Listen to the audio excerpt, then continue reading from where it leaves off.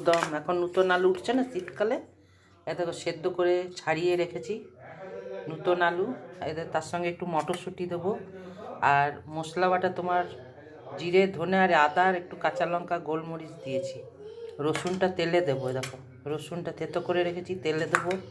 আর দেখো পেঁয়াজ কুচো দেবো, তারপরে একটা টমেটো দেবো, লাস্টে নামানোর সময় দেখো ধনে পাতা দেবো।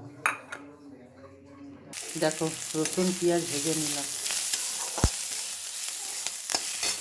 এর সঙ্গে দেখো গোটা আলু, এটা নুন হলুদ দিয়ে দেখো হাফ বাটি মটর দিয়ে দিলাম, তার সঙ্গে একটা টমেটো দিলাম। বেশি টমেটো দিলে টক টক হবে, ওই নিয়ে একটা টমেটোই দিলাম। রাতে রুটি দিয়ে খেতে খুব ভালো হয় নতুন আলুর দম, তোমরাও করে খাবে। দেখো মশলা সেরম কিছু দিইনি, একটু আদা কাঁচা লঙ্কা গোলমরিচ সামান্য দিয়ে, আর কিছু দিইনি। রসুন আর পেঁয়াজটা তেলে দিয়েছি। দেখো একটু গুড় দিয়ে দিলাম অল্প স্বাদ হওয়ার জন্য।